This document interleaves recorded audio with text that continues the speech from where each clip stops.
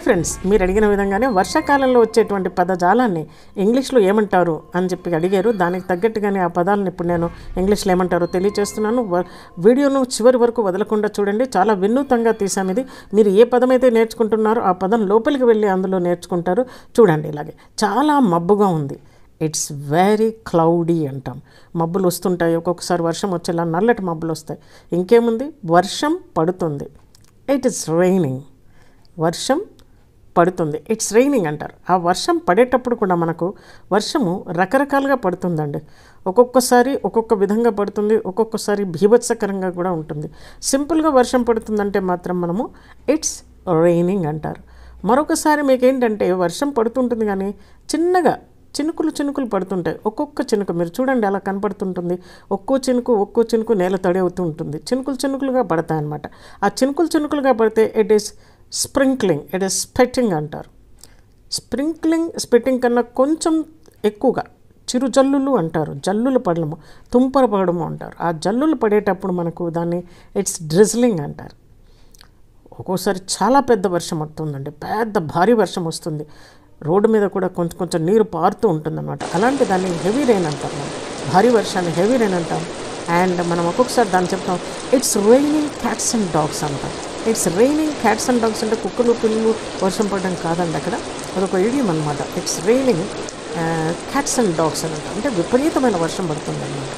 ఇంకోసారి ఏంటంటే ముత్యాల్లాగా మోతి బిందువులాగా కింద పడుతూ ఉంటాయి. వర్షంలో బర్ఫ్ కింద పడుతుంది అనమాట, మంచు ముక్కలు. దాన్ని మనం వడగండ్ల వాన అంటాం. అదే పెద్ద ముక్కలు పడితే ఎంతో బీభత్సంగా కూడా ఉంటుంది. దాన్నే హెయిల్ స్టామ్ అంటారు. HAILSTORM. హెయిల్ స్టామ్ అంటే చిన్న మంచు ముక్కలు తుంపరగా పడతాయి, మరో పెద్దగా కూడా పడతాయి. సో వడగండ్ల వాన హెయిల్ స్టామ్ అని అంటాం.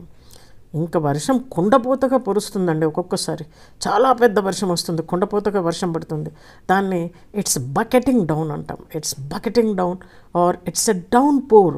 ఓ my god, it's a downpour still continuing for the past 3 days అలా అంటుంటాం అనమాట. మనం ఒక్కొక్కసారి మనకు ఇదే కావచ్చు, వాయుగుండం వల్లనే కావచ్చు, దేని వలన కావచ్చు, ఈదురు గాలులు వీస్తుంటాయండి.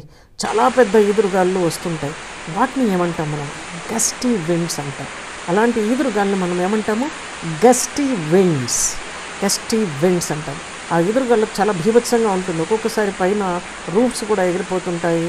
చాలా భీభత్సంగా రోడ్ల మీద జరుగుతూ ఉంటుంది, చాలా డేంజరస్ కూడా. ఇంకపోతే మనకు మెరుపులు ఉరుములతోనే వర్షం వస్తుంటుంది.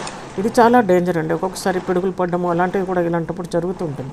సో ఇలాంటి మెరుపులు ఉరుములతో వర్షం పడడాన్ని ఇంగ్లీష్లో ఏమంటారు? దాన్ని మనం అంటాము థండర్ స్టామ్. ఏమంటామండి? థండర్ స్టామ్ అంటే ఉరుములతో కూడినటువంటి వర్షం. అది ఎలా ఉంటుందో కూడా మీరు ఇక్కడ ప్రత్యక్షంగా చూడొచ్చు. అదే నా వీడియో ప్రత్యేకత ఇక్కడ. ఇకపోతే తుఫాన్ అంటాం మనము. ప్రతిసారి మనకి న్యూస్లో చెప్తూనే ఉంటారు. తుఫాన్ రకరకాలుగా వస్తుంది మనకు. తుఫాన్ సముద్రంలో రావచ్చు, తుఫాన్ నేల మీద రావచ్చు, తుఫాన్ ఎక్కడికైనా కూడా రావచ్చు. ఒక రివర్లో నుంచి కూడా మనకు నీళ్ళు బయటకు రావచ్చు అనమాట. అదే సముద్ర అంతర్గర్భంలోంచి వస్తే మనము సునామీ అంటాం దాన్ని. ఇప్పుడు ఇలాంటి తుఫాన్ వచ్చినప్పుడు వరదలు రావడం కూడా సర్వసాధారణం అన్నమాట. సో తుఫాన్ అంటే అంత బీభత్సంగా ఉంటుందండి. నదులు పొంగి పొరులుతాయి, అప్పుడప్పుడు సముద్రం నుంచి కూడా నీళ్ళు బయటకు వస్తాయి. ఇవన్నీ వస్తే ఫర్దర్ రిజల్ట్ ఏముందండి? వరదలు వస్తాయి. మామూలు పెద్ద వానలకు కూడా వరదలు వస్తాయి. వాటిని మనం వరదలు వచ్చాయి అంటాం. ఇట్స్ ఫ్లడెడ్ అంటాం ఆర్ ఇట్స్ ఫ్లడింగ్ అంటాం.